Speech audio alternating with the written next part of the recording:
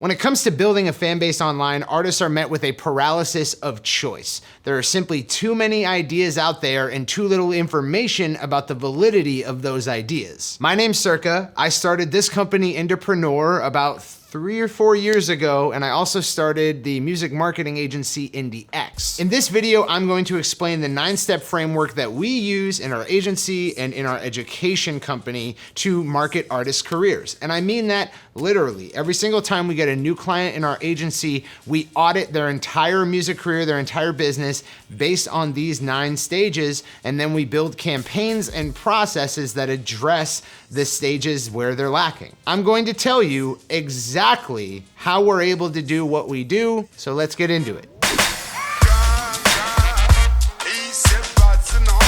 So let's start out with the requirements that we pose for a system that will help you grow your online fan base. Let's actually look at what a system like that, in order to be successful, would need. And let's start with what we know, right? We know that if you want to go from no fans to lots of fans using online means, you're probably gonna need some content, something that people can become fans of. And then you need a method that puts that content in front of people who will like it so they can become fans. Content and a method to get the content in front of people who will like it. Simple, right? I think we can both agree that those two things are true requirements of a system that's gonna help you grow an online fan base. But before we continue, would you agree that it's unlikely for someone to go from never having heard of you to being a fan of what you do in one interaction? Can we agree that that's not very likely, that it's gonna probably take more interactions? If you have a solution that helps you create content for people to become fans of, and it also puts that content in front of people for the first time, how are you going to be sure that there's a second time? If you can get on board with that, if that sounds like it makes sense, then we should probably add to our list of requirements for this system. You need content, you need a method that puts that content in front of people, and then you need a method that allows you to follow back up with those who do like it and show them more content. You need a way to follow up and create a second interaction because you can't be sure they're gonna do that themselves. If you don't have a way to distinguish the people who like you from the people who don't, from the people who don't know who you are, then you can't create that second interaction. You'd have to put every piece of content in front of everybody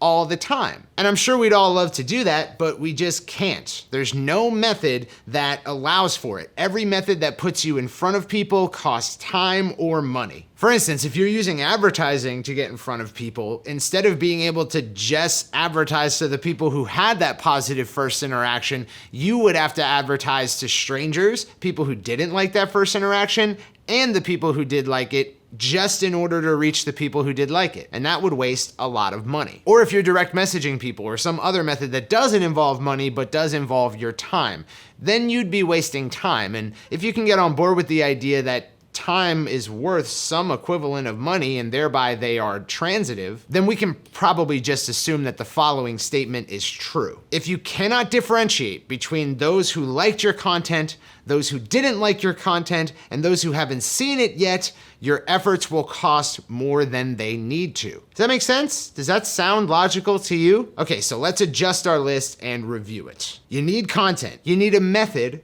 or multiple methods to get in front of people who don't know who you are yet. You need a way to track or differentiate or categorize or separate those who have consumed your content from those who haven't. And you need a way or multiple ways to get back in front of those people who do like your content. Okay, so it seems like we've got a good set of requirements we could apply to any method for growing your fan base online, and we can judge whether it's gonna work. But there's still a problem.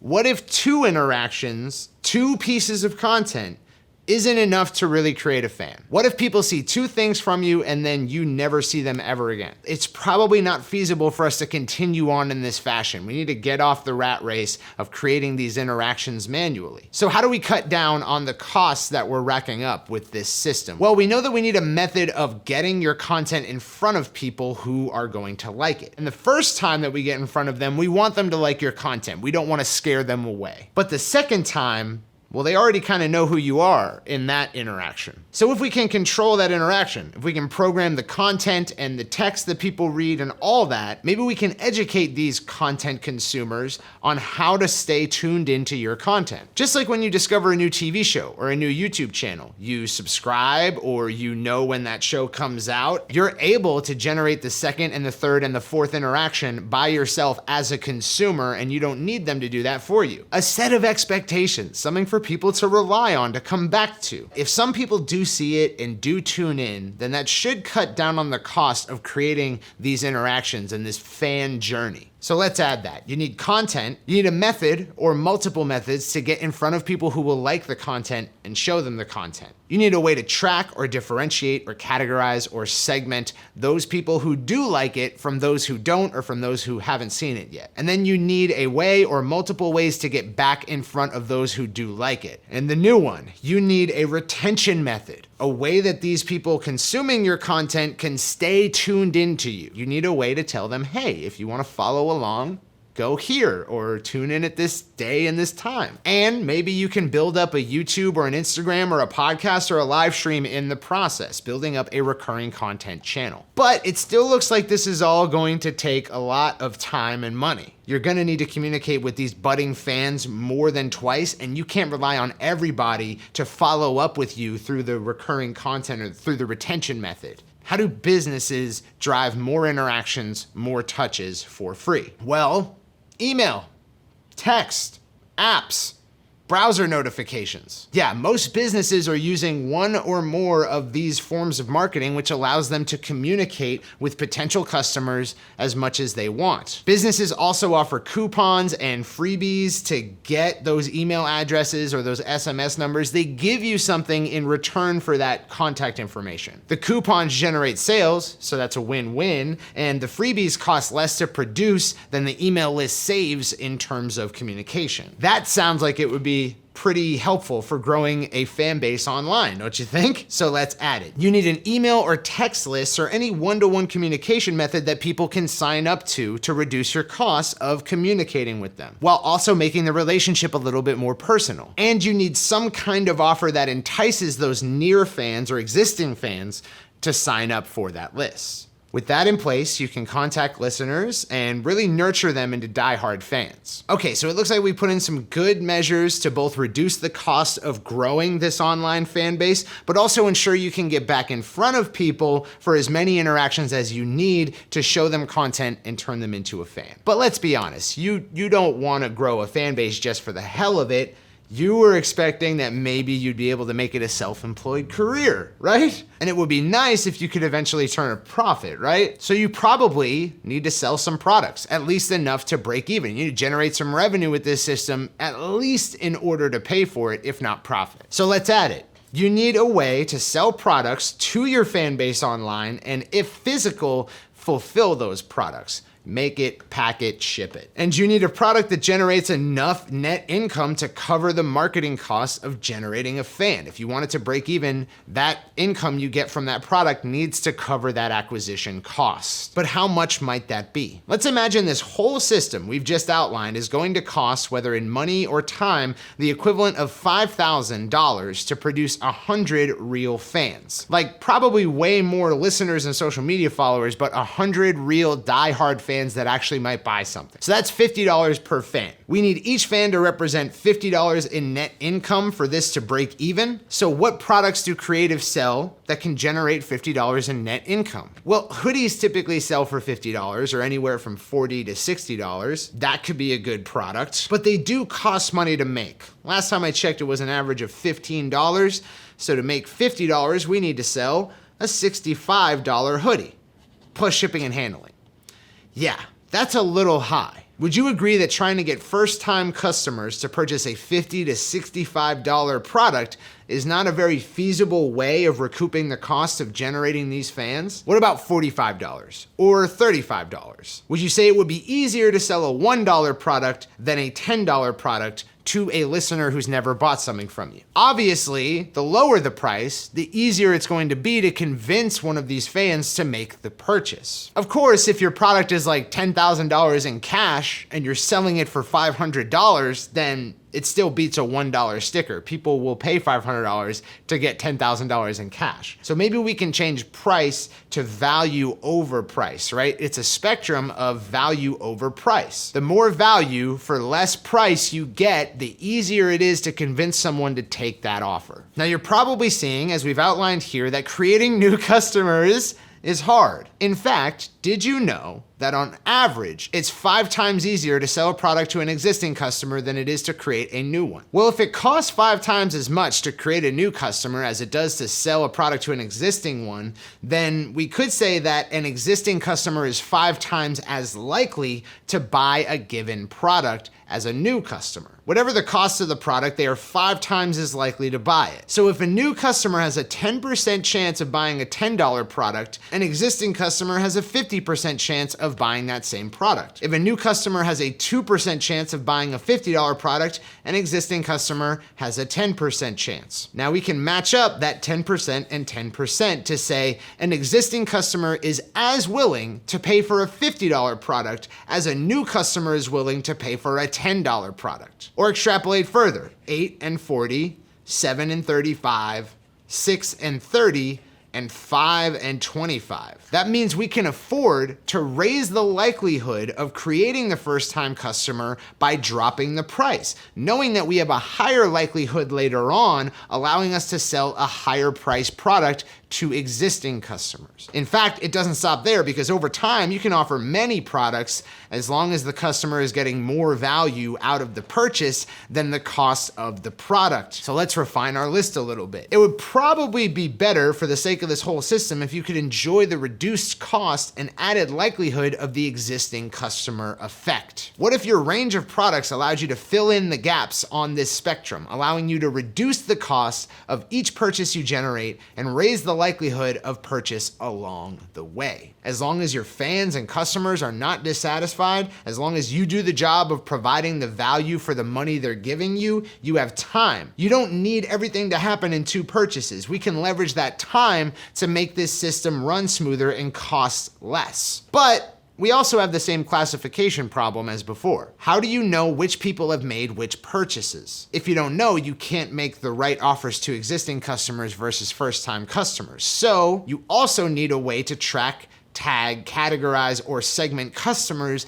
based on how many purchases they have made. So let's take a look at what we've got. You need content, enough so that people could consume multiple pieces of content from you. You need a method or multiple methods of getting in front of strangers who are likely to enjoy your content and showing them that content for the first time. You need a way to track or differentiate or categorize or separate those who have consumed your content from those who didn't like it or haven't consumed it yet. You need a way or multiple ways to get back in front of those people who have enjoyed your content. You need a retention method, a way that these people consuming your content can stay tuned into you, that you can communicate when you do get back in front of them. You need an email or a text list or any one-to-one communication method that people can sign up to, and you need some kind of offer that entices those near fans or existing fans to sign up for that list. You need a way to sell products to your fan base online, and if they're physical, fulfill those products, so make it, pack it, ship it. You need products ranging in price from low-cost items that generate new customers to higher-cost items that generate profitable sales from your existing customers. And lastly, you need a way to track, tag, categorize, or segment customers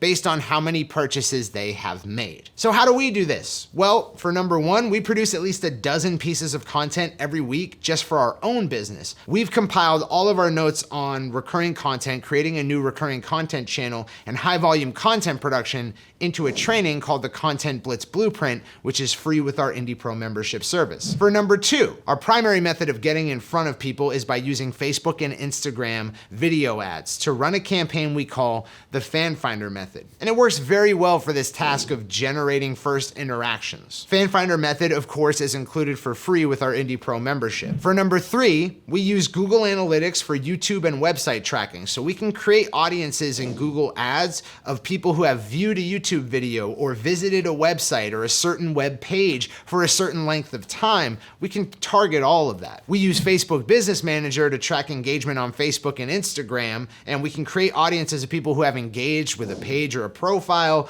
people who have messaged a page or a profile, reacted to a post, visited a specific page on your website, and most importantly, watched a video, a specific video, to a specific length. This way we can isolate those who liked your content and watched it all from those who watched 10 seconds and then left, and those who've never watched it. For number 4, we can get back in front of those specific audiences. We have a method, and it's Google and Facebook and Instagram ads. For number 5, we use our Content Blitz Blueprint method for creating recurring content series for artists. Weekly podcasts, live streams, YouTube shows, or Instagram content are all great ways of facilitating a retention method. We also use a strategy we call green light warmth boosting to keep these audiences engaged at a very low ad cost. Basically, involves $1 a day post boosting with Facebook and Instagram ads to your existing engaged audiences. For number 6, we have 2 trainings: email marketing for musicians